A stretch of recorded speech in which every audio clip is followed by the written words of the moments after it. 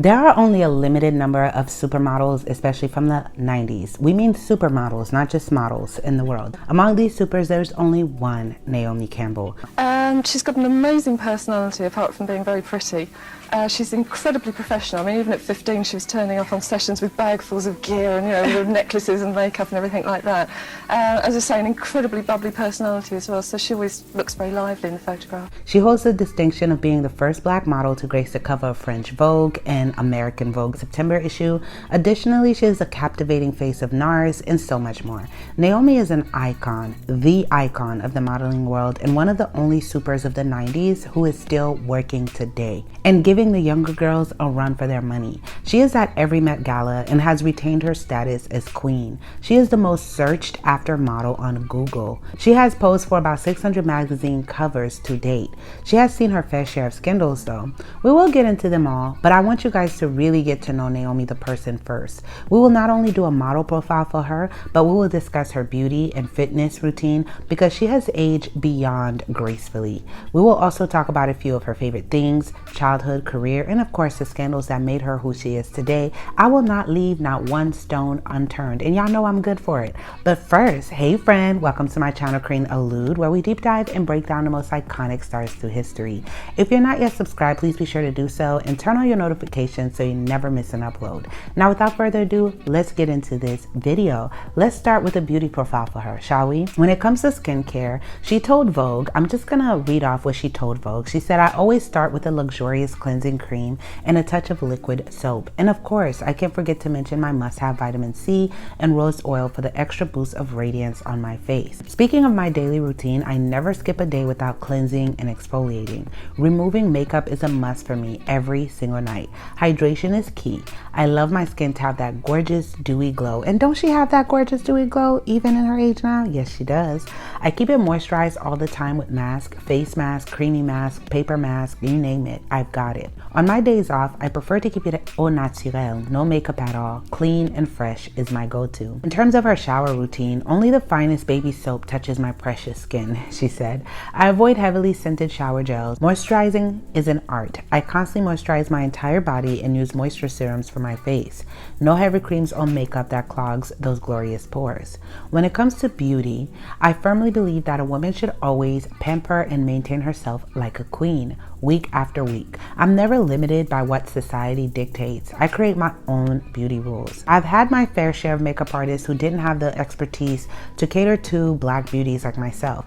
That's why I started bringing my own products everywhere I go. I like to take control of my looks. Nothing wrong with being self-sufficient. Less is more. I want my skin to feel and look like it's au naturel. That's why I never wear base on my forehead. I want to be effortlessly flawless. If I feel like fluttering my lashes, I just go for it. I believe in embracing my desires without hesitation. Blush placement is an art form. I prefer not to apply it on the lower cheeks. That just screams clownish to me. Let's accentuate those exquisite bone structures. Every bone deserves to be highlighted. But beauty tips, I like to have facials and manicures. I try to have them as often as I can. Now let's shift the focus on taking care of our bodies. I eat Kentucky Fried Chicken, I eat pizza, but I can't say that I eat every day because it's sometimes I just can't, there's no time. And you know, it's not great eating just before you go to bed, so you just say forget it, I'd rather sleep than eat. That's my motto. So in this world of indulgence and culinary delights, it's important to cleanse, rebalance, and purify ourselves. That's why I indulge in a juice cleanse for a couple of days every month.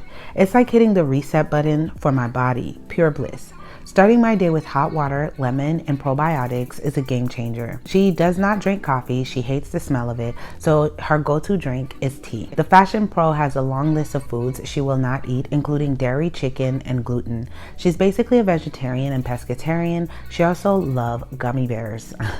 Another thing about Naomi is that she is a germaphobe, so even when she flies on plane, she does not eat plain food when she's flying first class. She rather has her chef prepare the foods for her already. She just does not like germs, and she will wear gloves and wipe down and disinfect every seat. Now let's hop into her childhood.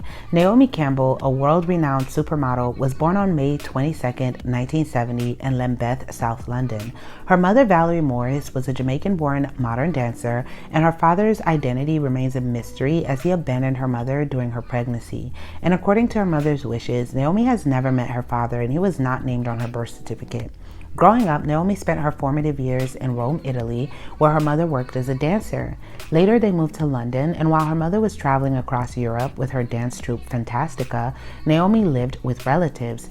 It was a challenging upbringing as her mother was frequently on the road, exposing Naomi to different surroundings and constantly uprooting her life. Despite this, Naomi showed a keen interest in the performing arts from an early age. At just 3 years old, she began attending the Barbara Speake Stage School, where she honed her acting and modeling skills. At age 10, she was accepted into the prestigious Italia Conti Academy of Theater Arts, where she studied ballet. Alongside her academic studies, Naomi also attended Dunraven School, where she received a comprehensive education. And although Naomi never had the privilege of meeting her father, it never stopped her from becoming a thriving and successful model. In interviews, she has mentioned the struggles of growing up not knowing her father and the emotional pain it caused. However, despite these challenges, Naomi focused her energy on her dreams of becoming a world-renowned model, and she has remained one of the most iconic faces in the fashion industry for over 3 decades. Throughout her childhood, Naomi's hobbies included a variety of artistic endeavors such as singing, acting, and modeling. She excelled in dance and credited her early experience with her mother's dance troupe as the source of her passion for movement. Naomi has stayed connected to her Jamaican and Chinese heritage, which has played a significant role in shaping her identity and personality. Now, in terms of her career, back in 1978, at the young age of 8, Campbell burst into the scene, making her dazzling debut in Bob Marley's iconic music video for Is This Love? She wowed audiences once again in 1983 as she tap danced her way into the spotlight in culture clubs I'll Tumble For Ya and Mistake Number 3. This sensational star has been honing her dance skills since the tender age of 3 and had dreams of becoming a dancer, but fate had other plans for her. In 1986, while she was still a student at the prestigious Italia Conti Academy of Theater Arts, Campbell was discovered by Beth Bolt, the head of the esteemed Synchro Model agency. It was a chance encounter while window shopping in the vibrant Covent Garden. Campbell's mother, Valerie, was very suspicious of these agency people because she already had to give over a lot of money for her education and lessons. Valerie had heard tales of con artists acting as agents who approached young girls with the promise of modeling in exchange for a fee, only for them to take the money and run. Valerie was against the plan as she wanted Campbell to concentrate on finishing school. Campbell was unaffected by this and decided that she was going to pursue modeling and devised a plan to do it in secret. Campbell snuck off to see Bolt on her own a couple of weeks later, and during the meeting, Bolt took Campbell's first professional photos in black and white. Valerie, after some convincing, relented, letting her daughter model as long as it didn't interfere with school. In no time, Campbell found herself gracing the cover of British Elle just shortly before her 16th birthday in April. She became a runway sensation, strutting her stuff for renowned designers such as Gianni Versace, Azzedine Alaïa, and Isaac Mizrahi. It was also during this time that she had the pleasure of being photographed by iconic names like Peter Lindbergh, Herb Brits, and Bruce Weber. With no formal trainer, Campbell had to teach herself how to work the fashion runway. Drawing on her dance experience, Campbell soon created her signature walk. Together with her formidable companions, Christy Turlington, which I did videos for, and Linda Evangelista, which I did videos for also, Campbell was part of the legendary Trinity, a trio that took the fashion world by storm in the late 1980s. Their captivating presence and undeniable talent made them the go-to models of their generation, setting new standards of beauty and elegance. In the face of racial discrimination, Campbell found solace and unwavering support from her loyal friends Turlington and Evangelista. In fact, she fondly recalls them telling Dolce & Gabbana, and I quote, "If you don't use Naomi, you don't get us." It was a powerful statement that resonated across the industry. And in December 1987, Campbell shattered barriers as she graced the cover of British Vogue, becoming the magazine's first black cover girl since 1966. And then in a historic moment in August 1988, she became the first black model to captivate the cover of French Vogue after fashion designer Yves Saint Laurent threatened to pull his advertising if they didn't feature Naomi in all her glory. So she even had the fashion designers fighting for her, right? Campbell was able to photograph for the Italian Vogue cover in June 1988, but sadly, the makeup artist on set was unable to properly do her makeup since he had forgotten to bring the right shade of foundation for her skin. Campbell was so dissatisfied with the mistake and the pictures that came as a result that she resolved to carry her own makeup going forward. This would be only one of several incidents that gave Campbell the inspiration to change the modeling industry. And in the mid-1990s, Campbell ventured into various realms of the entertainment industry. Her captivating novel Swan, showcasing the struggles of a supermodel entangled in blackmail, dazzled readers in 1994. But here's the scandal. She had a ghostwriter, and the ghostwriter's name was Carolyn Upshur, and Campbell, when people called her out for it, was like, bruh, you did not write this. She emphasized that she did not have time to sit down and write a book, so that kind of left quite the scandal. Campbell's star presence wasn't restricted to music. She played noteworthy roles in movies such as Miami Rhapsody, Spike Lee's Girl 6, and even appeared in recurring roles on the second season of New York Undercover. By 1998, Time magazine declared the era of supermodels over, but Campbell defied expectations, conquering both the runway and the realm of print. In 1999, she inked her very first cosmetic deal with Cosmopolitan Cosmetics, a division of Wella, through which she launched a series of captivating fragrances. And despite her status as the most famous black model of her time, Campbell never earned the same volume of advertising assignments as her white colleagues, and she was not signed by a cosmetic company until as late as 1999. In 1991, she said, and I quote, "I may be considered one of the top models in the world, but in no way do I make the same money as any of them." Throughout her career, Campbell has been outspoken against the racial biases that exist in the fashion industry. In 1997, she stated, and I quote, "There is prejudice. It is a problem, and I can't go along anymore with brushing it under the carpet. This business is about selling, and blonde and blue-eyed girls are what sells," end quote. A decade later, she again spoke out against discrimination, stating, and I quote, "The American president may be black, but as a black woman, I am still an exception in this business. I always have to work harder to be treated equally." And in 2013, Campbell joined fellow black models Iman and Bethan Hardison in an advocacy group called Diversity Coalition. In an open letter to the governing bodies of global fashion weeks, they named high-profile designers who used just one or no models of color in their fall 2013 shows, calling it a racist act. The world of reality television beckoned Campbell, who took on the role of coach and judge in a modeling competition, The Face, and its international spin-offs. In the US, she appeared alongside Carolina Kurkova and Coco Rocha on Oxygen's The Face, adorned by the ever-talented photographer Nigel Barker. She also hosted the British iteration of the show, premiering on Sky Living, and graced The Face Australia, charming audiences on Fox 8 in 2014. Glamour magazine crowned Campbell the TV Personality of the Year in 2014, bestowing her this prestigious award at the illustrious Glamour Woman of the Year Award in London. In June 2018, Campbell's titanic impact on the world of fashion garnered her the Fashion Icon Award, a testament to her unrivaled allure bestowed by the Council of Fashion Designers of America. And in 2019, she embarked on a splendid new chapter in her career, securing her first ever beauty contract with the illustrious NARS Cosmetics. The year 2021 brought fresh global recognition for Campbell, as she was appointed a tourism ambassador by the esteemed Kenyan Ministry of Tourism and Wildlife on January 12. Just recently, in July 2022, she earned an honorary doctorate from the esteemed UCA, University of the Creative Arts, in recognition of her incredible mark on the world of high fashion. She had a lot of charity works also. Campbell is passionately involved in numerous charitable causes, shining a spotlight on her support for the Nelson Mandela Children's Fund. She orchestrated a spectacular Versace fashion show in 1998, a glamorous benefit held at Nelson Mandela's opulent South African presidential residence. This extraordinary event became the focus of a captivating documentary entitled Fashion Kingdom, or as it is famously known, Naomi Conquers Africa. Former South African President Nelson Mandela referred to Campbell as his honorary granddaughter. She first met Mandela in November 1994 after his party. The African National Congress invited her to travel to South Africa to meet with their leader. She is one of that generation that has chosen the world as the theater of her operation. And I'm very happy indeed that we should have a young person like herself to devote herself and to make this worth a cause, the success it has become. I really love you. Thank you. When did you come down? You come down last month. Very good.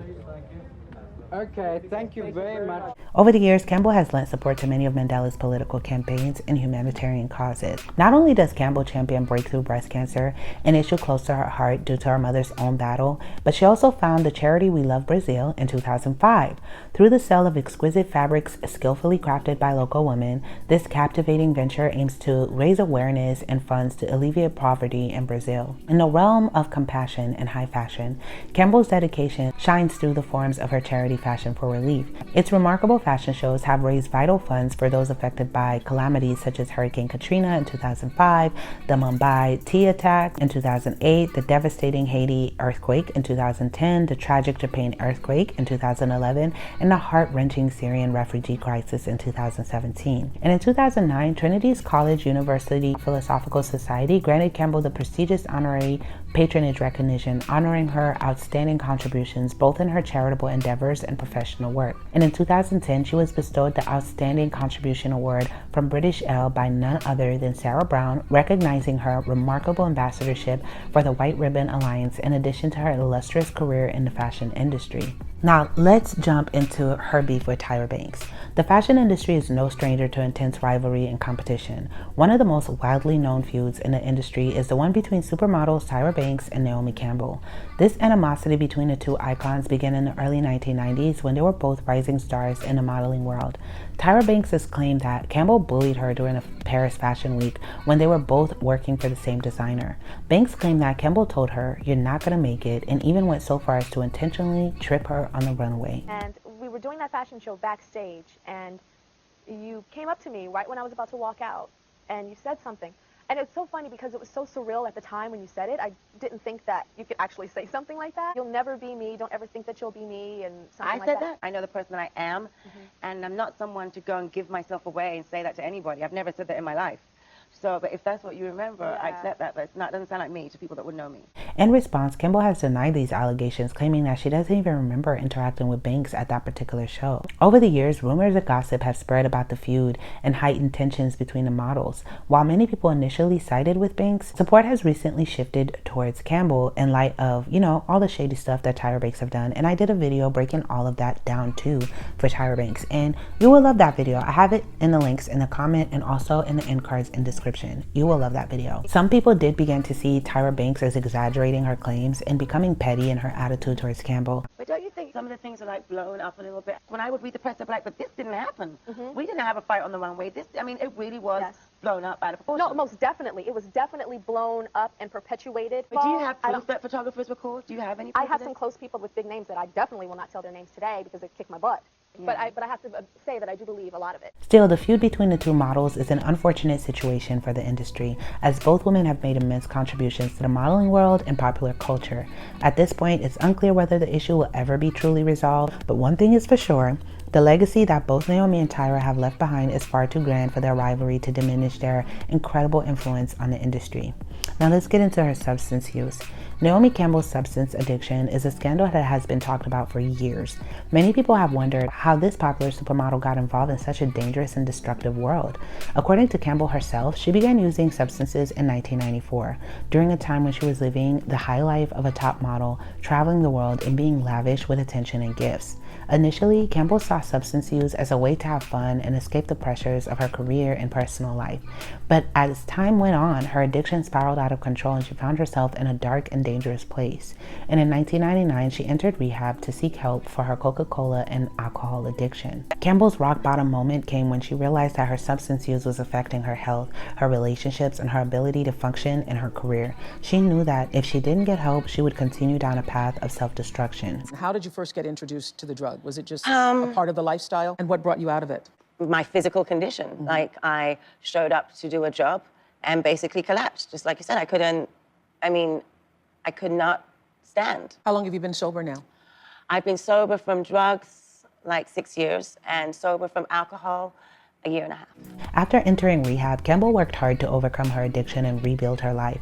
She has spoken candidly about her struggles with substance use and how it has affected her life. She has also been open about the fact that her addiction was not just about the pressures of her modeling career, but also about her personal life and the traumas she had experienced.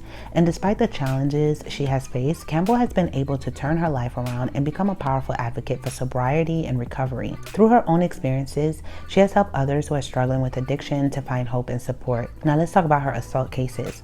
Campbell has faced multiple convictions for assault, being accused on numerous occasions of engaging in violent acts against various individuals. From 1998 to 2009, she was accused 11 times and convicted 4 times.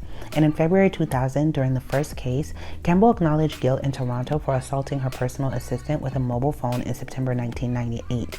As a result, Campbell compensated her former employee, attended anger management classes, and had her record cleared after expressing remorse.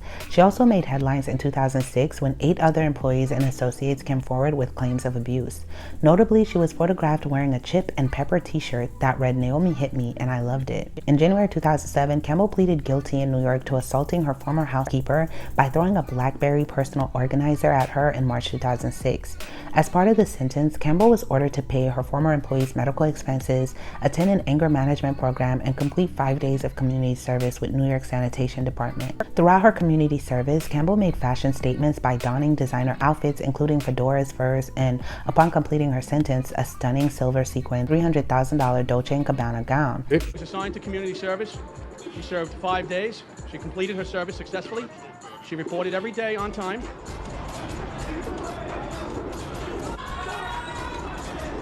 In a humorous turn, she also poked fun at herself in a Dunkin' Donuts commercial directed by Zach Braff, where she accidentally breaks her heel while gardening and then hurls it through a window. And in June 2008, Campbell pleaded guilty to assaulting 2 police officers at London Heathrow Airport, where she kicked and spat at them following an argument regarding her misplaced luggage. She received a sentence of 200 hours of community service, a fine of $2,300, and a lifetime ban from British Airways. And in July 2015, Campbell was sentenced to 6 months probation by Sicilian court for her August 2009 assault on paparazzo photographer whom she struck with her handbag for taking pictures of her and her then partner. Now I know you guys are gonna go hard on her in the comments, but in her interview with Oprah where she talked about, you know, the anger issues that she faced, I really think Naomi was going through a dark period of her time because, and by no means am I taking up for her, hear me out. She was going through a dark period because she was essentially abandoned by her mother, right? When she was a young model in these very horrible circumstances. If you've seen my Kate Moss video and also checked out my supermodel playlist, you will see that these models went through a lot. Physical touch that was not, you know, with their own consent, etc. And they had to experience a lot and she had to go at it alone. And I think the bitterness of her mom abandoning her and not being there for her kind of built up this anger to where she was lashing out and reacting on people this way. In that moment, when you're feeling, I want my whatever it is, that person isn't responding the way you want them to respond, and you don't get immediately what you want. You said you see red. Yeah. And then what? And I don't see. Then you don't see. Listening to her talking, and it's passed over my mind many, many times that she used the word abandonment.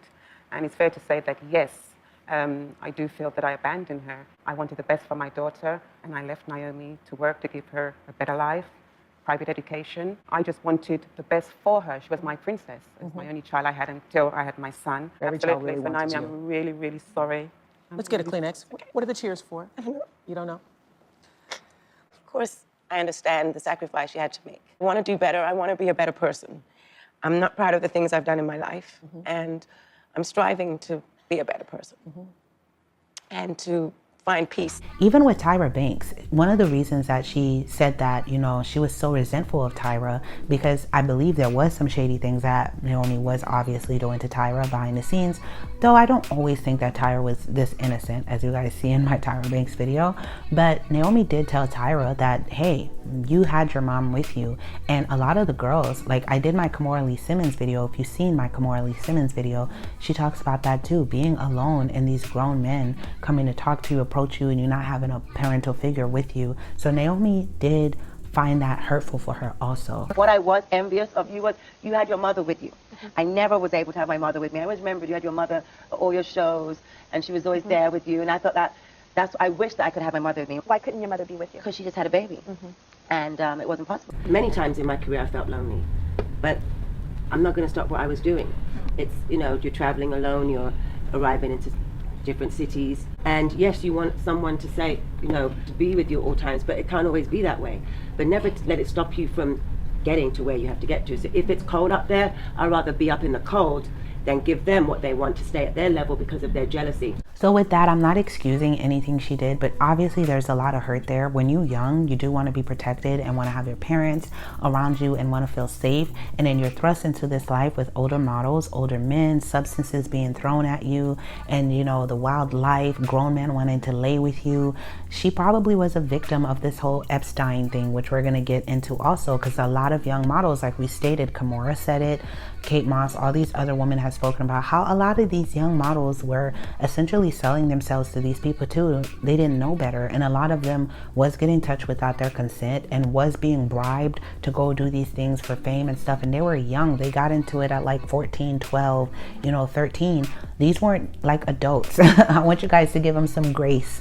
I give the models grace, even someone like Naomi, because she wasn't an adult. And I do see people when they write their articles or they do their videos on Naomi, they're very harsh, forgetting that they were minors in this lifestyle and they probably grew up brainwashed to this lifestyle and didn't really have a choice and no parental figure to really protect them, so they were in a sense brainwashed by this lifestyle and maybe became a part of it as adults, because what do they say? Abusers usually sometimes were abused, right? And they grow up to it. Not saying that's the case for her, but since we don't know, why don't we try to understand the psyche of that, right? But unfortunately, that wouldn't be the last of the scandals for Naomi. Let's talk about her blood diamond scandals, which is something that really, I must say, I cannot defend Naomi for.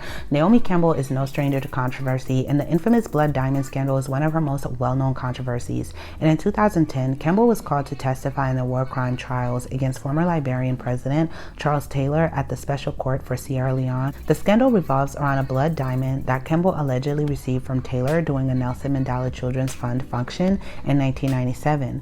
Blood diamonds are diamonds that are mined in war zones and sold to finance armed conflicts against governments.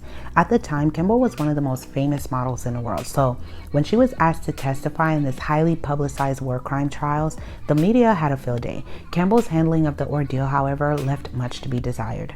Initially, Campbell refused to testify, and when she was subpoenaed, she told the court that being there was a big inconvenience for her. Her attitude in court came off as arrogant and dismissive, which rubbed many people off the wrong way. Campbell's testimony itself didn't help either. She claimed that she received dirty-looking stones late at night from two unidentified men and didn't know they originated from Taylor until being told the next morning by fellow attendees and actress Mia Farrow. This account was contradicted by Farrow, Campbell's former agent Carol White, and former Children's Fund director Jeremy Ratcliffe. And on top of that, she was always very dismissive to interviewers when they were asking her questions, which left people really turned off by that. You received a diamond from Charles. I didn't receive a diamond, and I'm not going to speak about that. Thank you very much. And I'm not here for that. Did you have dinner, though, with Charles Taylor? I had dinner with Nelson Mandela. Thank you very much. Did his men bring you a diamond? A diamond in the rough, sort of a large diamond? No, we're not answering these questions. Well, we've been told that you didn't help the prosecution sort of in this very important case. Sorry. Thank you so much. Goodbye. Whoopsie. So why is it such a big deal that Campbell received those diamonds? Blood diamonds are a major human rights issue. They are often used to finance wars, which leads to countless deaths and human suffering. The international community has been working for years to end the trade of blood diamonds. As for the legal consequences, Taylor was eventually found guilty of war crimes that included murder, grape without the G, and using child soldiers. He was sentenced to 50 years in prison. Campbell, on the other hand, wasn't charged with any legal consequences, but her reputation certainly took a hit. The blood diamond scandal was a major event that deeply impacted the public's perception of Naomi Campbell. Her handling of the situation was perceived as arrogant, and her testimony was disputed by multiple parties, leading to a loss of credibility. The scandal itself sheds a light on the horrifying human rights violations that occur in war zones and the importance of ending the trade of blood diamonds, and how these celebrities and people often play a major role in a lot of humanity's scandalous situations that oppresses many people. A lot of your faves are not innocent from this either. I believe Beyonce had a situation with the blood diamond recently in terms of her partnership with Tiffany and Co. I don't know. Comment below your thoughts. Now, let's go to the most scandalous of them all, which is the flight logs. The scandal surrounding Naomi Campbell's name being found in Jeffrey Epstein, and I'm saying his name bad on purpose before y'all comment, because there's names for whatever reason YouTube just doesn't like those names, okay? So before y'all correct me with pronunciations, I'm saying it bad on purpose, okay? The scandal surrounding Naomi Campbell's name being found in Jeffrey Epstein's flight logs has caused quite a stir. For those who may not know, Epstein was a convicted trafficker who passed away in prison while awaiting trial. Multiple victims have come forward to speak about the horrific abuses they suffered at his hands. So why was it a big deal when it was discovered that Campbell's name was in the flight logs? Well, for starters, flying on Epstein's private jet known as the Lolita Express, that's a whole problem in its own, was a well-known way for him to transport his victims. The flight logs show the names of all the individuals who traveled on the plane, and it's been alleged that Epstein used the plane to transport underage girls to his various properties. While Campbell has denied any involvement in his crimes, her name appearing in the flight logs has still led to questions about her association with him. It's been reported that Campbell had flown on the plane at least 6 times and had attended several parties hosted by him. Furthermore, the fact that Campbell's name appeared in the same contact book as Epstein's other high-profile associates, such as Donald Trump and Prince Andrew, has only added to the controversy. Some people find it repulsive that Campbell's name was in the flight logs because it suggests that she may have had some knowledge of his illegal activities. Epstein's victims have spoken out about how he used his wealth and power to coerce, young girls, and anyone who associated with him, either knowingly and unknowingly, has come under scrutiny. The legal consequences of Campbell's name being on the flight logs are unclear. While being on the flight logs is not a crime, it is an indicator of potential involvement or knowledge of alleged crimes. However, if Campbell was involved, the statute of limitations may have passed, meaning she cannot be charged with any crime. However, the allegations against Epstein and his associates are still being investigated, and it's possible that more information could come to light in the future. The scandal surrounding Naomi Campbell's association with Jeffrey raises serious questions about who knew what and when. While Campbell has denied any involvement in his crimes, her name appearing in these logs has led to increased scrutiny, and it will follow her for the rest of her days. It remains to be seen whether any legal consequences will come from the investigation, but for now, the scandal serves as a reminder of the need for accountability and justice for all of his victims, and she has spoken about it on her YouTube channel and denied the claims and stuff. He was always front and center at Victoria's Secret shows. Did you suspect what he was doing? No. And what he's done is indefensible. But like I said, I'm not taking up for her by any means, or anyone who is on those flight logs. I don't care. Guilty by association can be true in many cases, especially in Hollywood. I do believe there's open secrets in our face. In the public, they just play in your face. They be having it in your face. But you'll have fans that will super defend anyone when they show y'all in your face. And these people knew. They knew. There's secrets passed around, just like they knew about Harvey W. Everybody knew, okay? And they just played in our faces. So though I look at her sideways, I do understand that Naomi again came into this industry by herself without her mother or parental figures while she was still a teen, like 13, 14, She was a kid by herself. So the culture has shaped her, period, right? And this is the only time I give grace. I always give grace to child actors and actresses and child models especially, that came into it so young. Brooke Shields and all of them. I just have so much compassion and understanding for them because literally they were navigating it through themselves, and many of them had greedy parents and greedy guardians who did not care and pressured them, like, the stage moms, etc. So it's not that I'm defending Babylon, like I see some comments always say that. It's, come on, okay? Even God has compassion on people who just was thrust into things. So who am I as a human to not have compassion and understanding in that area? Comment below your thoughts. I'm very curious to see, what do you guys think? Do you guys agree with me that maybe she was thrust into this, or you're like, nah, no excuses, it is what it is?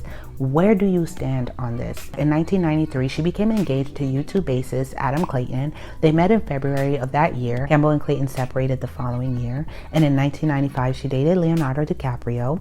From 1998 through 2003, she was in a relationship with Formula One racing head Flavio Briatore.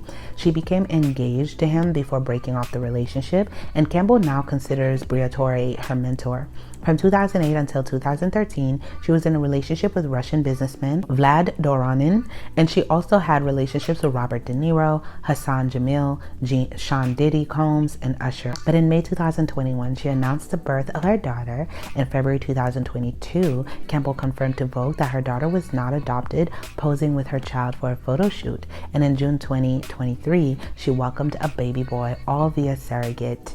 And yeah, I wish happiness for Naomi, and that she does find peace. Like she told Oprah that, hey, I'm trying to be a better person. I'm not proud of what I did, but I'm looking for peace. And I can only imagine the trouble she went through. I can only imagine what it would be like to be thrust into such a dark world that is modeling, removing the glamour. Yes, they look gorgeous, but look at this. When she was young, do y'all see the photos they would have them pose as? Young models. Naomi was bare in a lot of these photos when she was like a teen. She wasn't even 18 yet, and her tatas were out. Her buttocks was out in some of these photos. And a lot of these teen girls, like, these photos were weird. As I was going through getting pictures for this video, I was just like, ooh, these photographers were sus. These photos were weird.